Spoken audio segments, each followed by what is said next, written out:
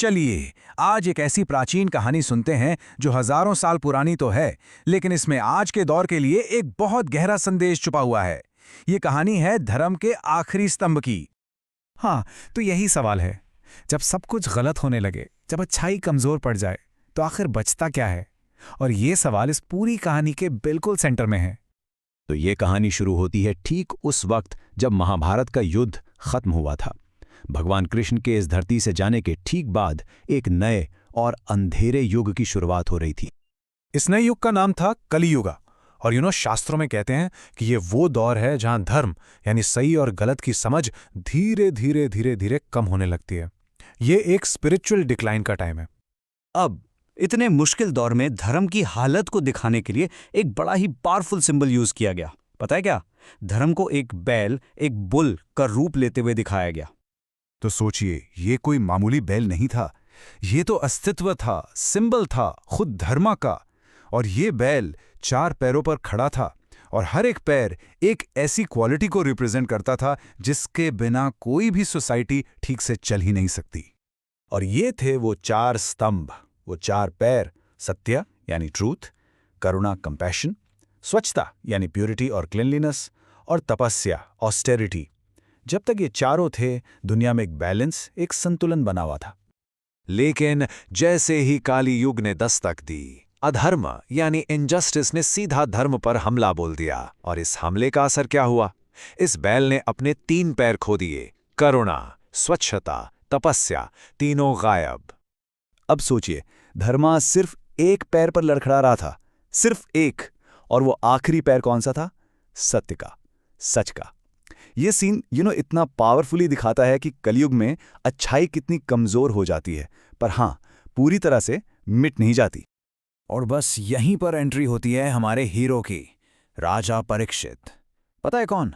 महान योद्धा अर्जुन के पोते। एक ऐसे राजा जिनके लिए न्याय, जस्टिस सबसे ऊपर था। तो जब वो अपने राज्य का दौरा कर रहे थे, उन्होंने एक ऐसा सीन देखा जिसे देखकर उनका खून खौल गया। एक बैल सिर्फ एक पैर पर खड़ा कांप रहा है और एक आदमी जो दिखने में राजा लग रहा है उसे बुरी तरह से मार रहा है। राजा परीक्षित ये देखकर खुद को रोक नहीं पाए। उन्होंने अपनी तलवार निकाली और दहाड़े। किसकी हिम्मत हुई मेरे राज्य में धर्म को इस तरह चोट पहुंचाने की? उनकी आवाज में गुस्सा भी था और एक सच्चे राजा का अधिकार भी।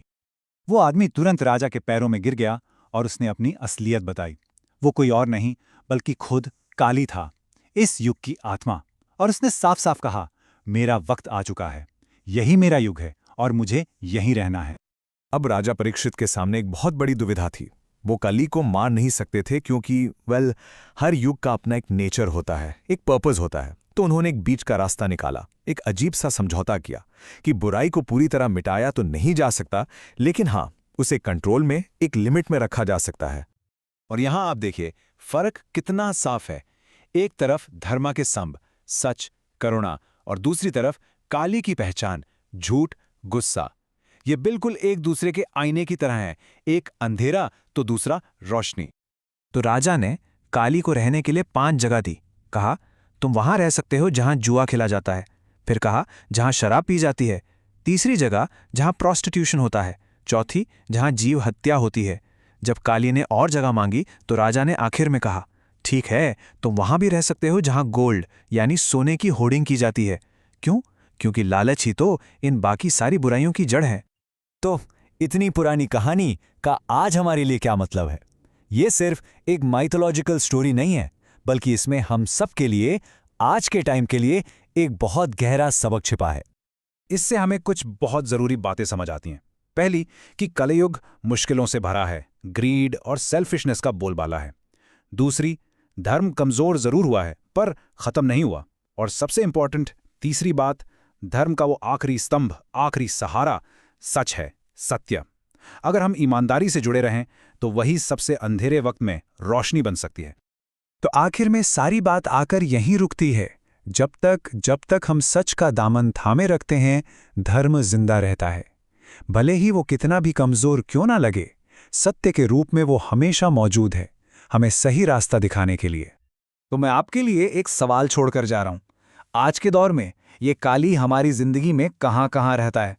और सबसे जरूरी, धर्म के उस आखिरी स्तंभ, उस सच को हम कितनी मजबूती से पकड़ कर रखे हुए हैं।